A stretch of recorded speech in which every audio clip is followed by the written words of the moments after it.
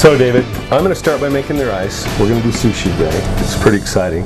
When I was taught how to make rice, I measured, but my measuring skills didn't work out so well. I'm a chef, not a pastry chef, so we don't measure. So when I was in San Francisco, I was taught another way, and I really like it because I don't have to measure. So during this sushi making session we're going to teach them some cool tricks. And one of them is you can pour any amount of rice. This is the sushi rice. There's a couple varieties you can get. This is the one we like. And I fill it up to any level I want. And then I wash it 3 times. Yes, I had a Chinese lady standing over me in San Francisco making me wash it 3 times. That doesn't surprise me, John. Most sushi chefs have to actually work with rice for several years before they're allowed to do anything else. How many years? It can be 4 or 5 years that they actually have to work with rice. It's important because the rice has to have the right consistency. It has to be tender, but not mushy. And that's a hard consistency to get. And so the tricks you're about to show will help with some of that. Looks like How long have you been making sushi? About 12 years. Really just as a hobby. I picked it up. My brother-in-law kind of showed me how, and I ended up going to Japan for a couple of times for business, and really enjoyed it. And just kind of picked it up as a hobby. Go ahead. This. So now I got the amount of rice in there that I want, and I've added the level of water. And then I take my finger, and there's a line. The first knuckle, I put it down, and I touch the top of the rice. Well, that wasn't quite enough. So I put a little bit more. Level it out, measure it again, just a touch more.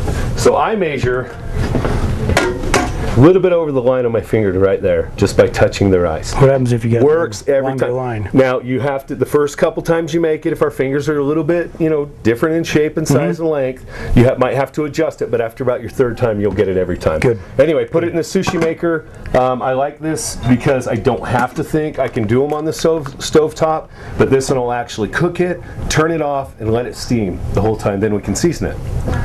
So, and you've done that in advance. Yeah, yep. I made this prior to coming, and I've got a bowl of sushi rice here. One of the things I found out where I have the most challenge with sushi rice is if I actually leave it in the cooker longer. Once it's done, you got to get it out. If you leave it in there, then it really starts to soften up, and that texture, it goes bad. So I get the rice out. What's that saying? Mushy rice. I forgot. It's funny. So we want to get it out and we want to cool it down rather quickly. So there's a few things that we put in here as we flavor and cool as quickly and as simultaneously as possible. So we've got a little bit of rice wine vinegar. That's what the fan's for. That's what the fan's for. I prefer this brand. There's several out there. This is the one that I use. You can also, there's a way that you can make this on the stove with some vinegar, some salt, and you put it in there in a little konbu seaweed, put it in there for a little bit of flavoring. I found out, for me, making sushi at home, a little bit of this and some salt, and mix it together. And this isn't just for good looks. This is actually cools. Earlier. So you cool it down. Now, many folks will grab one of those rice spoons, one of those dull-faced rice spoons, and just start going to town in it. Well, when you do that, it actually can break the rice down and start to make it that mushy. There's this stuff in Japan called mochi, which is basically pounded rice, and it's kind of got a gooey texture to it. You don't want that on your sushi. No.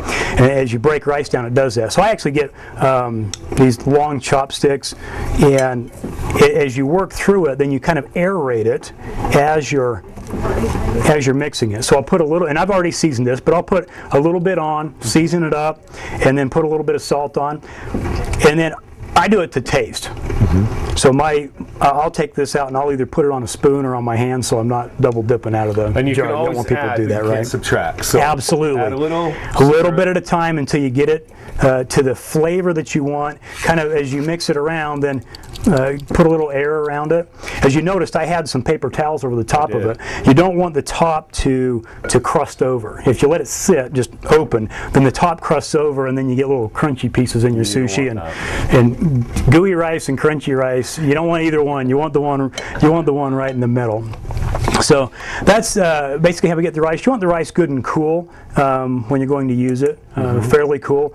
There are sushi rolls that you'll deep fry and cook and other things like that, but the rice you start out with, you want to start with just a bowl of cool rice. And it seems like we're spending so much time on the rice, but this is the entire dish. Well, sushi, the rest of it's garnishes. Yeah, and sushi is really flavored rice, and a lot of people get it confused with sushi as fish. Sushimi as a raw. Sushimi is actually fish over rice. So there's a lot of ways to flavor the rice. We're going to flavor it with a lot of different ingredients that we've got here today. I saw the mango, the coconut, the crab. We're going to do 3 rolls that are fairly simple and easy to do, that have very different tastes, but flavor that rice well. Nice. So it is important that you get the rice right. Now, you won't always get it right. You won't always get it right. Yep, especially the first 3 times. I think that's kind of the learning curve. So, okay, we'll get started on our next little part. Excellent.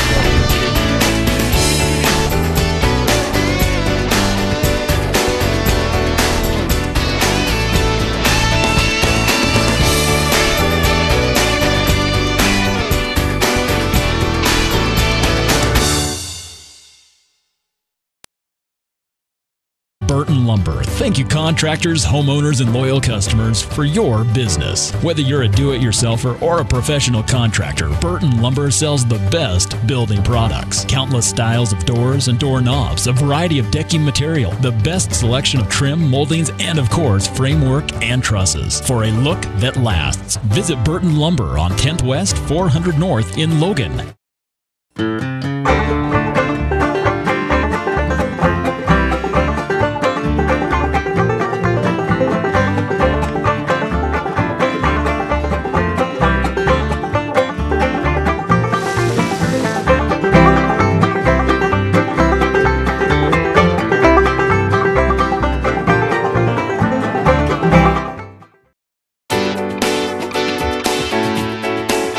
So let's start getting our, well, they say mise en place in French. What do they say in Japanese? You speak Japanese, don't you? Well, a little bit.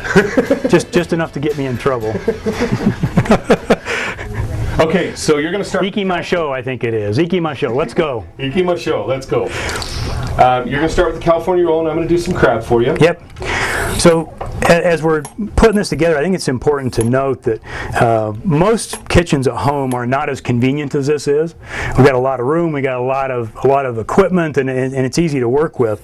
But at home, usually you got much less counter space and maybe not so many tools. So I prefer to actually prepare all of the ingredients at once. So we're going to do all 3 of these rolls right now. Yeah, we're going to prepare all the ingredients, because when you get to rolling, that's kind of the fun stuff. But sushi has there's a lot of prep work that goes into it. And we want to make sure that we get that done ahead of time, because if you're prepping and rolling at the same time, it gets messy, and especially if you're doing some rolls that have some raw fish around it, you don't want to have that out while you're doing all that prepping. You want to have it all ready to go. Yeah, like you made me that, I think it was like a volcano roll. Yep. You baked that in the oven, that was awesome. Yeah, that is a great one. I love that one. It's got a crab salad. Spicy crab salad. Spicy Yep. Sriracha. Okay, there's your crab. I'm going to go ahead and start with the mango then. And oh yeah, do you want me to toast this coconut? Yeah, please. Okay. Yeah, we're going to make 3 rolls today. The great thing about sushi is there is as many kinds of sushi as you've got creativity.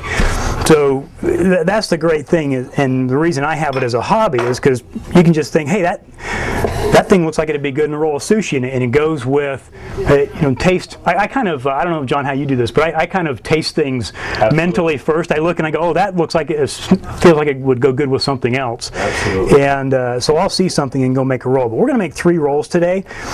Just a generic California roll, fairly easy. We're also going to make a roll that I've created. I call it the Pirates of the Caribbean roll. It's kind of a dessert roll with some mango and some cream cheese in it. And then we're going to make another roll. Again, one of my homemade specialties, and I call it a woolly worm, and it's got some great flavor to it. I think for expediency, John, could you hand me one of those containers right there? The longer ones, please. Oh, sure. You didn't buy those at KitchenAids. I did not. generic brand found at the store. But one thing I found out is that the longer items that go in sushi don't fit in little bowls very well. And so I've found to use these, and I'll put a couple of different ingredients in these, and then I'll have it in the fridge. That's why I do all the prep up front. I get it all in the fridge, and then when it's time to roll, I've got it all laid out. If you go to a sushi parlor and you're sitting at the bar, they've got all the ingredients out there ready to go. It's on ice, it's in a chiller, it's all ready to go. And that's how they can make it fast. Yeah, make it fast. Because they've got it all prepared to go. So we can do the same thing at home. We absolutely, because the thing that your friends like is to watch it be made. Right. So they come over for the making part. But if you're cutting all the stuff, nobody likes to see all the stuff get cut up. Yeah. So that's why I like to do it all up front, get it all done, then pull it out. I set it up in a line across the front, and then make the sushi. So I see you got me a mango here, and these are a little tricky to cut. So maybe this is something I should show. Absolutely. Mangoes, to fillet a mango, there's a seed inside of it, and the seed is offset. It's not only offset, it's oblong. So I go ahead and take off both sides. And then what that does is gives me a flat surface to work with for kind of safety. Not so much for me, but for other people. And then I peel it. Good knives help. We walked in here earlier and David stole the best knife.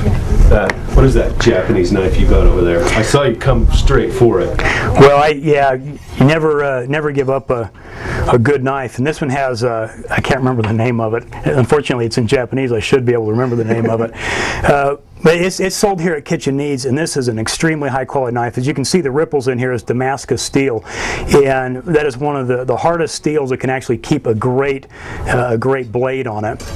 And it's got some nice decorative on here as well. But the important thing with sushi, you've got to have a sharp knife. If you don't have a sharp knife, that's why actually one of the things where people get hurt the most is when you don't have a sharp knife. Then you start to force into whatever you're cutting, and you end up slipping, and that's how people get hurt in a lot of cases. So that's why you beat me to that knife. Absolutely. Yeah, brilliant. Now here's another knife that actually my wife bought me here at Kitchen Needs several years ago. A good high quality knife. And John, I remember when we were here a few weeks ago. You brought your own knife to a kitchen store? Well, I bought it here. And you brought it here? And I brought it here. Oh. Yeah, I wouldn't have brought it here if I didn't buy it here. And a high quality knife. I've never had to sharpen this knife. You just use it for sushi? I only use it for sushi. We have a cabinet in our kitchen that just has our sushi stuff in it, and we get it out for that. I steel it a few times, and that's a little bit of an art as well, to make sure you steel it well, but it doesn't lose its blade, and I believe if it does, I can come back in here and get it sharpened. Absolutely. So we're going to figure that out later when we cut sushi, who has the sharpest knife, because I'm going to do some on my own. Okay, so I'm filleting this mango. I've got the skin off of it, and I've just got to find where the seed is, and then just start like this and work my way around it. See, I've touched it on the top here, so I'm starting to realize where it's at, and then I'm trying to skim it as close as possible because this meat is very, very valuable. And then I'm going to julienne it. And you want me to do the cream cheese as well? Yes, please, in quarter-inch strips. I'm glad you're showing that, John, because the first time I tried to cut a mango, I was wondering where the end of that seed was. I couldn't find the beginning of it or the end of it. Right. And I'll tell you what, I actually had the mango slip out of my hand. Yeah. You got to make sure you don't slip on that one, because you could really get injured.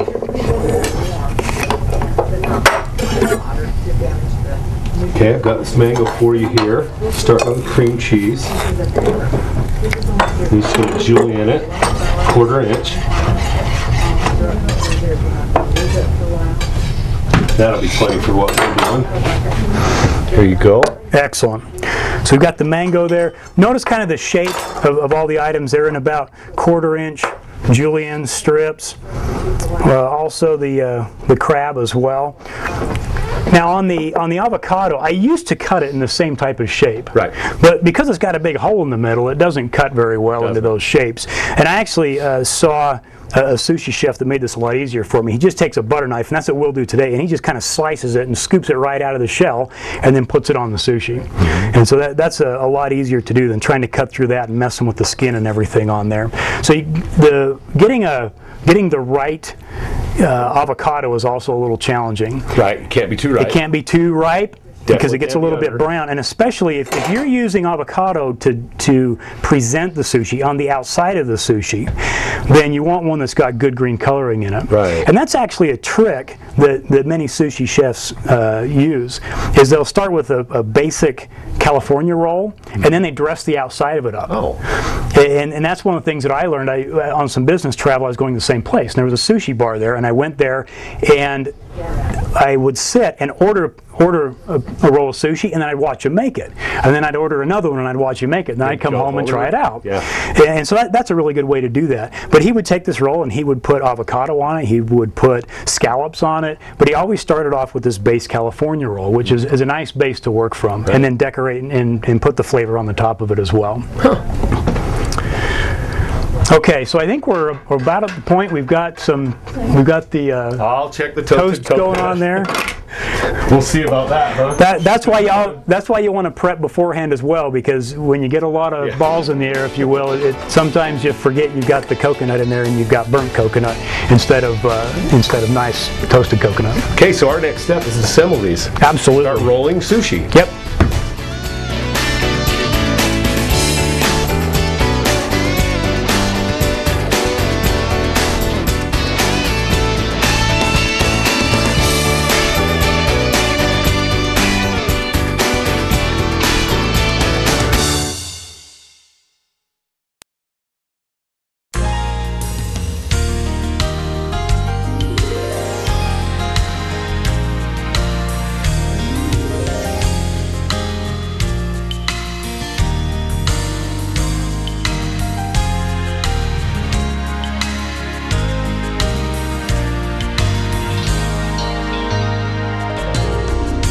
Built for living, visionary homes.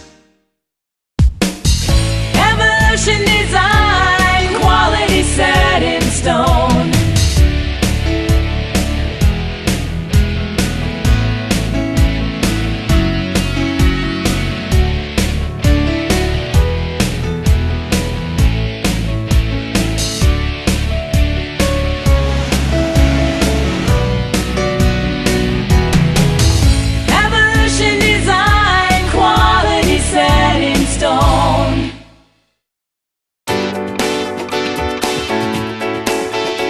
Anita, I think I know the answer to this because I've been here today all day long cooking rice. Rice is really tricky. So is this the one I want? That's the one. If I'm at home and I'm not a chef, is this the one, and why? Yeah, this is the one you want. I like the little LED screen, I like the music that it plays, the little arms and stuff. Yeah. What else can this thing do? Okay, this is called the Zozarushi Neuro Fuzzy Rice Cooker. And it will do all kinds of rice. So brown rice, white rice. So when I just follow these buttons, because I just do it, the old-fashioned way. But this thing, you can pick your rice. You can put brown rice and you not mess up, because brown rice and white rice cook completely different. Right, and you don't want your rice to be crunchy. You want it to be cooked good. Absolutely. So this machine will just do it for you. So it'll make you look good, like you know what you're doing. Yeah, you open this up when you have guests, and it's like perfect rice every time. That's pretty important. Yeah, and it has an induction way of heating, so it doesn't burn it on the bottom like some rice cookers will do. Oh, so it does 360 degrees. Yeah, it's all the way around. You've got even heat. And you can set the timer on it, so you can set it at night for your cereal in the morning, do 9-grain cereal, and wake up and your cereal's ready when you want to eat breakfast. So it has a timer on it as well. It has a timer. And that's why it has an alarm, because I heard the alarm. Yeah. It was really nice. And the alarms are so fun. They have little music, little tunes they play you. So you feature some of this stuff, like we're doing it today because we're doing a sushi class, but you also have many other classes here at Kitchen Needs. We do. We have classes every Tuesday, every Thursday nights, and Saturday in the day, and they cover all kinds of topics. And if you ever want something taught that we don't have, be sure and let us know what it is, because we'd like to offer whatever the community wants to have. Yeah, and there's plenty of chefs around here to do it. There's a lot of chefs, and it's a lot of fun. So you get to sample the food, you learn how to cook different things. It really is a fun time. Well, I got to use your sushi mats. I'm going to use your sushi kit to make the square sushi rolls, and they even got a little cute heart one in there. Oh, yeah. I don't know if I'm going to make that one or not. Well, Valentine's is over, but you can always love somebody and make it for them.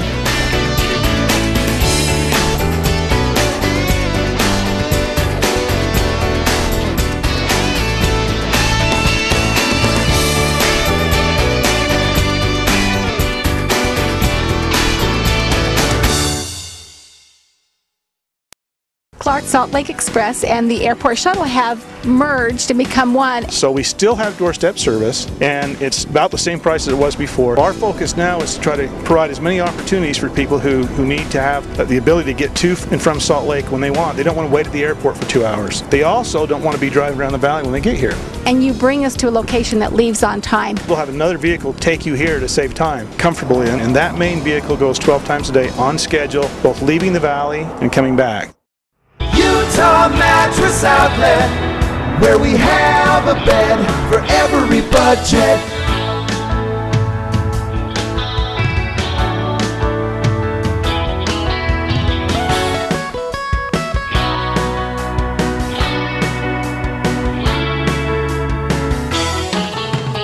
Utah Mattress Outlet, where we have a bed for every budget.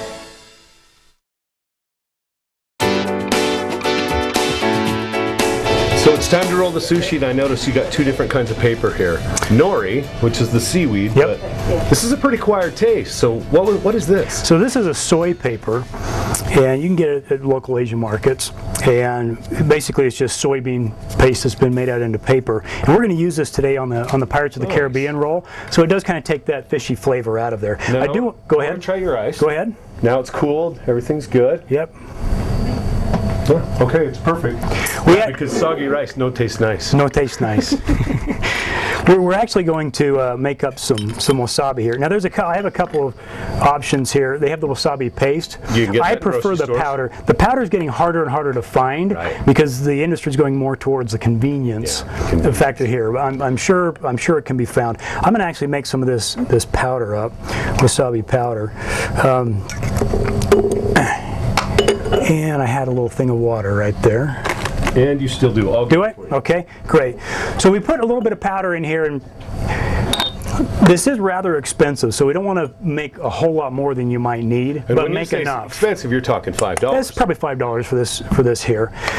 So that'll burn a lot of nostrils. That will. if you got a cold, that'll clear you right up. So I put a little bit of water in there and start to mix it up. I would rather it be less moist than too moist and have to put more paste into it. Same thing, using all this add, you can't subtract. Absolutely, absolutely. So we're going to start with a basic California roll. Okay. Pretty simple stuff. You notice that John's got some ends here because this is an inside-out rolled roll, which means we use the bamboo wrapper here. You can get these here as well at Kitchen Needs, and we're going to put the rice on here, and then we're going to turn it upside down. Now, rice is quite sticky. It's sticky rice for nothing. It sticks to everything. So I've got a little bit of water here. I actually put just some paper towels. It's just a kind of a trick I've learned. I put some paper towels in here. We're going to use those a little bit later as we use the knives. We use it to turn the knife off. We're going to get a little bit of rice. You want somewhere between a baseball and a softball. Okay, so about that much. So that's going to be one roll. Yep, that's going to be one roll. So I'm going to take it from here. I'm just going to grab the bottom and flip it over just like that. Oop, I got a little bit out. Remember, we're not sushi chefs, we're home cooks. You're a chef. Yeah, not a sushi chef. We're home cooks, so we don't get it always right the first time. I'm going to take a little bit of wasabi. A little bit of wasabi, unless you want to make a surprise roll. I have a feeling I know what that is. You get a little bit of wasabi and you put it right down the middle there. And then we're just going to put some crab. And this is the California roll. Yep, California roll. A couple pieces of crab in here. Oh, that was too big. We'll get a little bit of cucumber. Good. And then we'll put a little avocado. Remember the trick with the avocado. We're just going to take this knife. We're going to put a little bit out just like that. Oh, nice. Yep, just comes out. And that just saves all that time from having to mess with it. Yeah. Now comes the rolling part, which is a little bit of a challenge. So you want to take this front edge and tuck it right down inside, and then we're going to pull it down in to seat it in there. And we're going to grab the edge of the front of this, and we're going to roll it out while applying pressure down. And we'll just roll it on through. Just like that. And I noticed you wrapped your sushi mat in plastic wrap. Is that I did. to prevent from cleaning? Yeah, it'll stick completely to that bamboo if you don't do that. That was a neat little trick. Yeah, I often use wax paper and then just use one piece for each roll and throw it away when I'm done. But this is a commonly used method as well. So there we have the roll. And then to cut that up, I'm going to take this extremely sharp knife. Yeah, the one you fought me over. Actually just beat me to it. Actually, prior to doing that, I just about forgot. We're going to put a little bit of garnishment on there. Okay. So we're going to put some sesame seeds. And I like some different colored sesame seeds. So we're going to do a little bit of light ones, we're going to do a little bit of dark ones, and just kind of scatter them on there, make them nice. Get the knife wet, both sides, find the middle, and then I always clean the knife off in between each slice. Otherwise, if you had a dull knife, it'd just be smashing it. Oh yeah, it'd make a mess out of it. Totally sabotage. It'd make a complete mess out of it. Yep. Beautiful.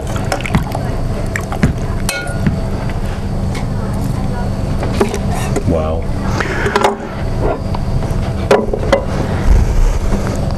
We'll put those guys on there. Now, John, you did mention that we use the wasabi for garnishment as well. And so we'll take this wasabi and we'll they don't just dab it on there, right? Right. You make a nice little shape out of it. I like to kind of put a little shape right here, and then I'll take the knife and I'll put a little kind of little leaf pattern in there. And then the final thing, but not least important, is a little bit of pickled ginger. You've seen this on your sushi, right, when you go out? Absolutely. This isn't just garnishment. This acts like when you're smelling perfume or cologne in the store and you have they have that can of coffee there, right. This cleans the palate out. So it's actually really important, or you don't get the full flavor of each type of sushi roll when you change. Right. So that's what that's for. So quick California roll. Awesome.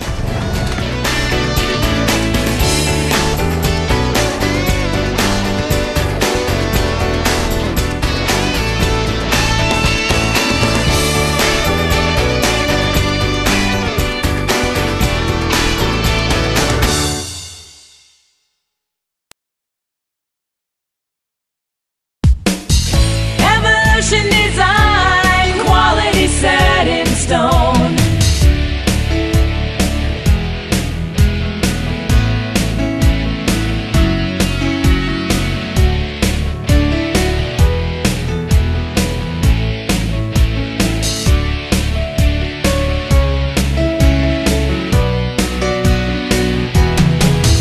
Evolution Design, quality set in stone.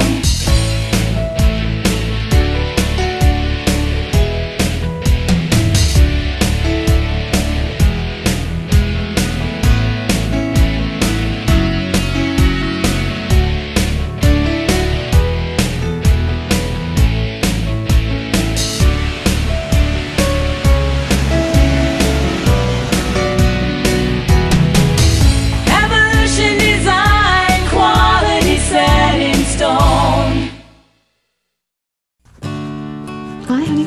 Hi, Mom. What you working on? My history homework. Isn't that Jennifer's? Mom, everyone does it. It's called sharing. Is that another word for cheating? Mom, Dad, love us enough to ask the important questions. Because if you don't, who will? From the Church of Jesus Christ of Latter-day Saints.